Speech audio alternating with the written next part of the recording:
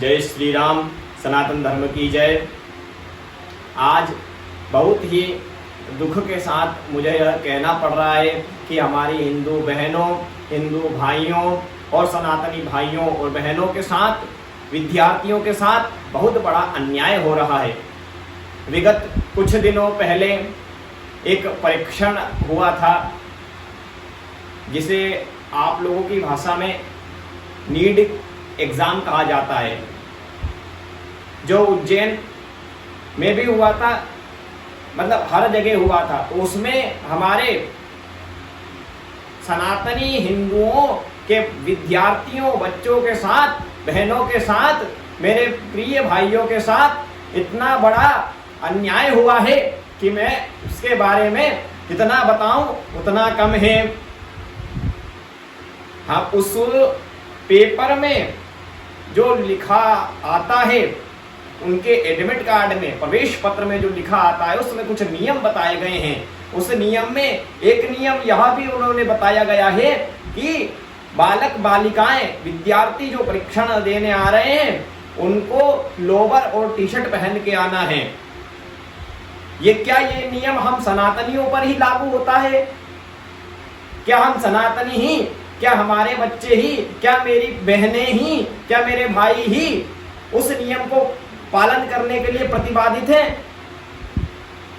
दूसरे लोग, दूसरे पंथ के लोग, हम ये नहीं कह रहे कि वो ना पहने, वो क्यों पहन के आए। हम इसके लिए नहीं, हमारे बालकों के, हमारे भाइयों के, हमारी बहनों के कान के कुंडल, गले के रुद्राक्ष भी उतरा लिए गए।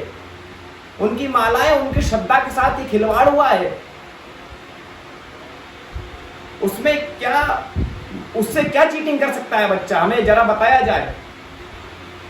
जबकि वहां पर उसी परीक्षा में, उसी केंद्र में, उसी क्षेत्र में, उसी बिल्डिंग में, उसी कक्ष में जो और दूसरे लोग जो जा रहे हैं वो गुरखा पहन कर जा रहे हैं, जबकि संवैधानिक तौर पर भी गुरखा अलाउ नहीं है।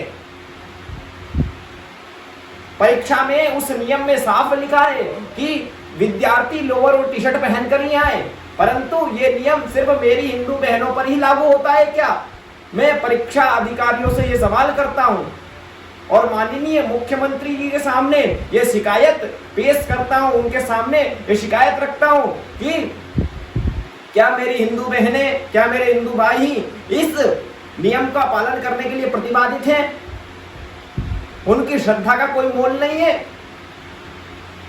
यदि ऐसा है तो हम भी कल से फिर धोती पहनकर ही परीक्षा देने जाएंगे। फिर उस समय कोई ये ना कहे कि हम परीक्षा के नियमों का उल्लंघन कर रहे हैं।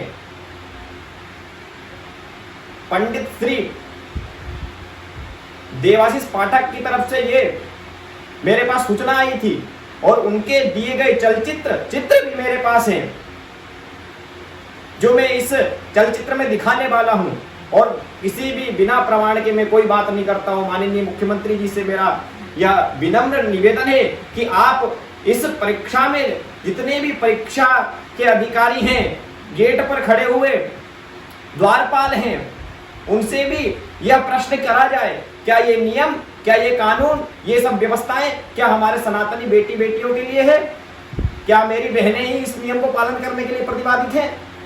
मैं यह उनके सामने प्रश्न रखता हूं और ये कहता हूं कि मुझे भी मेरे मौलिक अधिकार है कुछ। उन 6 मौलिक अधिकारों में एक मौलिक अधिकार यह भी आता है कि मैं अपनी बात सबके सामने रख सकता हूं।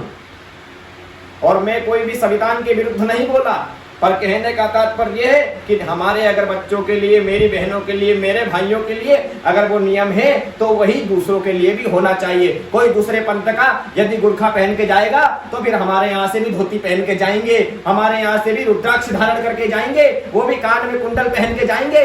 यदि किसी को इससे समस्या है तो मुझे भी फिर उन लोगों से समस्या है जो परीक्षा में गुरखा पहनकर बैठ रहे हैं।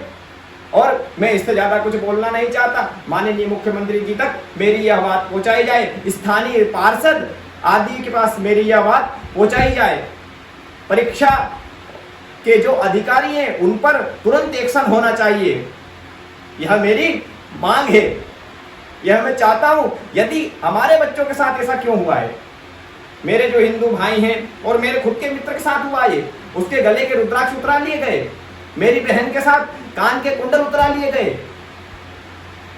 क्या ये नियम है? और वहीं से दूसरे लोग बुर्का पहन कर जा रहे हैं, ईसाई लोग अपनी ड्रेस पहन कर जा रहे हैं, उसमें उन्हें कोई समस्या नहीं है। परंतु हमारी बहनों को यह कहा जा रहा है कि आप जींस नहीं पहन सकते, आप लोअर पहन कर आइए। ये कौन सा नियम है? मैं पूछना चाहता हूं इन परीक्षा के अधिकारियों से, उसमें जो संचालन करता है उनसे पूछना चाहता हूं, क्या ये कैसे नियम है?